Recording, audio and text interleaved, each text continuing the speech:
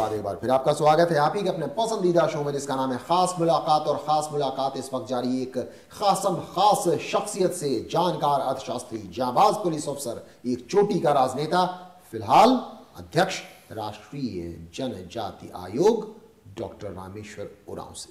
Rameshwar ji, doctor Rameshwar Oraon कब बने रामेश्वर उरांव से? मैं मगध का डीआईजी बना 89 में। वहाँ एक प्रोफेसर मिलने आए, इकोनॉमिक्स के प्रोफेसर थे, नामी प्रोफेसर हैं। बोलेगा पीएचडी क्यों नहीं कर लेते हैं, हमें फुर्सत कहाँ मिलती है, पुलिस अफसर बन गए हैं। हाँ, फुर्सत कहाँ मिलती है, मिलती भी है तो बढ़िया गाइड मिले। और करीब 2.5-3 साल में अपना थीसिस लेकर जमा कर दिया वहीं पर। इस तरह से पीएचडी डिग्री मुझे मिल गई। तो इसलिए इकोनॉमिक्स के जानकार, बीए और एमए में, और इकोनॉमिक्स में ही पीएचडी की डिग्री। लेकिन साथ ही साथ आप एक नाम बना चुके थे, एक जांबाज पुलिस अफसर का पूरे बिहार में। उस समय बिहार का विभाजन नहीं हुआ था, झारखंड अलग नहीं हुआ था। तो बिहार के चोटी के आईपीएस ऑफिसर, सबसे पहले तो जानना चाहूंगा, जब झारखंड का विभाजन हुआ 2000 में, तो आपने झारखंड का ऑर्डर क्यों चुना? देखिए, मैं झारखंड जब अलग हुआ, कैडर का बंटवारा हुआ, तो चूंकि मैं झारखंड का रहने वाला था, स्वभावतः, हाँ, स्वभावतः मुझे मिलना ही था। मैंने चुना नहीं, मुझे मिला। तो डीजीपी से ठीक एक सीढ़ी पहले एडीजी जब आप थे, उस वक्त कैसे अचानक गाड़ी मुड़ी और आप राजनीति की ओर चल पड़े? लगभग 3 साल मैं देख चुका झारखंड की राजनीति को, 2000 से 2003 तक, और यहाँ की सरकारों को चलते हुए। और मैं आप जैसे पत्रकार की खबरें भी पढ़ता था, विचार भी पढ़ता था कि कुछ अच्छे लोगों को राजनीति में आना चाहिए था। हो सकता है मुझे भ्रम था कि मैं अच्छा आदमी हूँ। नहीं, आप अच्छे आदमी हैं भाई, पूरे देश दुनिया में बता रहा हूँ, आपका नाम है। हाँ। लेकिन कहते हैं ना कि मतलब जिसमें रहिए, टॉप पे पहुंचिए, तो लगा नहीं कि डीजीपी हो जाते फिर राजनीति में जाते? एक मन में ये बात शुरू से मैं कहता था अपने दोस्तों को कि मैं रिटायर नहीं कराना चाहूंगा। रिटायर्ड लाइफ व्यतीत नहीं करूंगा। बहुत खूब। एक चीज मैं भूल गया कहना कि बिहार सरकार के समय में बिहार सरकार ने काफ़ी इज्जत दी मुझे। इज्जत इस माने में, और समाज सेवा के लिए लगाया। जहाँ कहीं कम्युनल राइट हो बिहार में, जहाँ कहीं कास्ट राइट हो बिहार में, तो हमको उतारा जाता था। क्योंकि मैं ना तो हिंदू था ना मुसलमान कम्युनल के समय में। और वहाँ आप जानते हैं बिहार के रहने वाले हैं, अगरा पिछड़ा का खूब हिसाब किताब उस जमाने में था। वो भी नहीं है, वो भी नहीं हूँ, न राजपूत, न भूमिहार, न यादव, न कुर्मी। मुझे निष्पक्ष न्यूट्रल आदमी माना जाता था और उतारा जाता था। तो उस तरह से सेवा मुझे काफ़ी ली गई, और इसलिए काफ़ी लोग बिहार में जानते थे। लेकिन बताऊँ, मैं एक जागरूक विद्यार्थी कह लीजिए होने के नाते मेरे समझ में आई एक पार्टी है जो पूरे देश को जोड़ के रख सकती है, वो है कांग्रेस पार्टी। इसीलिए कांग्रेस पार्टी को चुना आपने। इसने आज़ादी दिलाई, और इसके सिद्धांत ऐसे हैं जो जोड़ के रख सकते हैं देश को, समाज को। लेकिन कहा जाता है कांग्रेस में बस आला कमान सब कुछ है, उनके बिना पत्ता नहीं हिलता है। तो कैसे आप आला कमान तक पहुंच पाए? कुछ ये संस्मरण अपने बताना तो जब मैं सोचा कि राजनीति के जाऊं, तो मैं नौकरी में ही था। मैं दिल्ली चला गया, नाम लिखाया सोनिया जी से मिलने के लिए। सोनिया गांधी से मिलने के लिए समय मिल गया 15 मिनट। बतौर एडीजी ही? एडीजी। अच्छा जी। चला गया, मिला और अपनी बात कही कि मैं नौकरी नहीं करना चाहता हूँ, राजनीति में आना चाहता हूँ, और आपकी पार्टी में रहना चाहता हूँ। मेरी कोई शर्त नहीं है कि हमको टिकट दीजिए, वो दीजिए, कुछ नहीं है, कोई शर्त नहीं है। मैं जगह दीजिए पार्टी में बस। मैं तारीफ करूँगा उनकी, बहुत सूझबूझ की महिला। बोले कि आप नौकरी में हैं, बहुत बड़ी नौकरी, बड़ी नौकरी में आप हैं, August service, additional director general of police. तो आप क्यों नहीं रिटायरमेंट का इंतजार करते? रिटायर होकर आइए, मैं रखूँगी आपको। ये किस साल की बात है? 2003? हाँ, 2003 में जी। तो फिर मैं कहा कि मैडम मैं सर्विस में नहीं रहना चाहता हूँ। तो उन्होंने कहा कि 1 महीने के बाद आइए, फिर आप सोच करके फिर सोचिए, और 1 महीने के बाद आइए। 1 महीने बाद फिर पहुँच गया। देखते बोले कि have you thought? Yes madam, I have thought.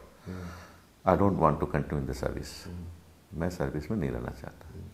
तो बोले कि ठीक है, जाइए आप रिजाइन कीजिए, आपको पार्टी में रखेंगे आपको। तो मैं रिजाइन किया और पार्टी ज्वाइन किया। फिर पार्टी ने मुझे लोहरदगा पार्लियामेंट्री कंस्टिट्यूंसी से लड़ने को कहा, चुनाव लड़ने को। मैं लड़ा और जीता। लेकिन खास बात यह भी है, जैसे मैंने आपको खास मुलाकात के शुरुआत में कही थी, सपने देखे, सपने साकार भी हुए, भगवान की कृपा रही होगी। पहली बार सांसद बने 2004 में लोहरदगा से, और पहली बार सांसद बनने के बाद केंद्रीय मंत्रिमंडल में भी शामिल हो गए। ये कैसे हुआ? ये आप जो जिस भगवान का नाम लिए, तो मैं भी भगवान का ही नाम लेना चाहूँगा कि उन्हीं की कृपा से। मैं तो गांव में सोया हुआ था, इत्तेफाक से उस दिन गांव चला गया था। गांव में सोया हुआ था, करीब 12:30 बजे रात में। मेरी आदत है पुलिस सर्विस में रहने के नाते कि अगर दिन में किसी कारण से टेलीफोन बंद भी रखूं तो रात में तो खोल के रखता हूँ। क्या बात है, कि रात में जो फोन करेगा हो सकता है कुछ संकट में होगा, अर्जेंट होगा, अर्जेंट हो, इसलिए कर रहा है रात में। तो खोल के सोया हुआ था मोबाइल अपना गांव में। 12:30 बजे अहमद पटेल जी का फोन आया। रामेश्वर जी कहाँ हैं आप? हम कहे सर अपने गांव में हैं, झारखंड में। आप कल चले आइए सामने। अच्छा, थोड़ी देर के बाद सोनिया जी बात करेंगे आपसे। इस बात जग गया मैं। फिर करीब 1 घंटा के बाद फोन आया उनका, करीब 1 बजे 1:15 बजे आया। रात में नींद तो नहीं आ रही होगी। हाँ। तो बोले कि कहाँ हैं? वो भी पूछी कहाँ हैं? उनके झारखंड में। मैडम कल आप 4 बजे तक पहुँच जाइए आप, है ना, 4 बजे तक पहुँच जाइए, जरूरी है। बोले ठीक है मैडम, पहुँच जाएंगे। दिल्ली पहुँच गए। हाँ, फिर आया इनका आया कैबिनेट सेक्रेटरी का भी उसके बाद आया कि आप आ जाइए। चले। दूसरा दिन मुश्किल से जहाज मिल पाया, वो भी इत्तेफाक कहें, कोई जहाज नहीं था उस समय में। जेट चला था 2 दिन पहले से। क्या बात है। और पहले ले गया बम्बे हमको, यहाँ से रांची से बम्बे था, बम्बे गए, बम्बे से फिर दिल्ली आए। सब अद्भुत दैविक संयोग है। हाँ, 4 बजे वो था, वो भी अपने आप बढ़ करके 7 बजे हो गया। बहुत खूब। यानी एक गरीब परिवार का, किसान परिवार का लड़का आईपीएस ऑफिसर बनता है, एडीजी के पद पर पहुंचता है, फिर सांसद बनता है, और सांसद बनते ही केंद्रीय मंत्री। क्या सपने, क्या साकार होने जैसा नहीं है। लेकिन यही खत्म नहीं होती, उतार चढ़ाव भी बना हुआ है। 2009 में लोकसभा में आपको जीत नहीं मिली लोहरदगा से, लेकिन तब अभी आप बना दिए गए हैं अध्यक्ष राष्ट्रीय अनुसूचित जनजाति आयोग के, जो कि आपको याद दिला दूं कैबिनेट मंत्री, केंद्रीय कैबिनेट मंत्री का दर्जा है इनके पद को। तो ये कैसे और कब आपको प्रस्ताव आया और आपने स्वीकार किया? राजनीति में वस्तुतः चला है लोगों से जुटने के लिए। गांव का रहने वाला, गांव को देखा हूँ, गरीबी को देखा हूँ, तो मन में भाव हुआ कि इतने दिन नौकरी तो देख कर लिया, अब राजनीति में रह के गाँव और गरीबों के साथ रहूँ।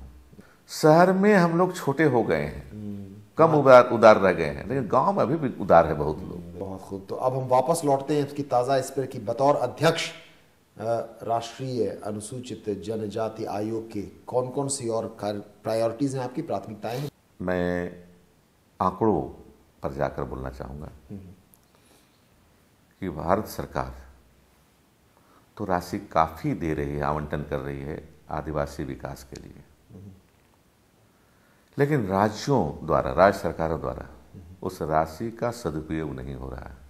डाइवर्सन ऑफ फंड ज़्यादा हो जा रहा है, ये महसूस किया है मैंने। लेकिन मैं अपील करना चाहता हूँ आपके मार्फत से झारखंड सरकार से, भारत सरकार का तो खर्च कीजिए, आप भी अपनी राशि आदिवासी विकास, आदिवासी कल्याण के लिए खर्च कीजिए। और आज जो स्थिति है, एक संघर्ष सा चल रहा है आदिवासी इलाके में, वो तभी रुकेगा जब उनके लिए आप कल्याणकारी काम कीजिए। बहुत खूब। यानी चलते चलते ये संदेश दे रहे हैं डॉक्टर रामेश्वर उरांव कि आप आदिवासियों का ख्याल कीजिए, तभी उनकी होगी भलाई। तो इसी के साथ आपका बहुत बहुत धन्यवाद कि आप हमारे कार्यक्रम में आए, और आपको ढेर सारी शुभकामनाएं कि बतौर अध्यक्ष राष्ट्रीय अनुसूचित जनजाति आयोग आपको सफलता मिले। बहुत बहुत धन्यवाद। Thank you so much. बहुत धन्यवाद, बहुत धन्यवाद।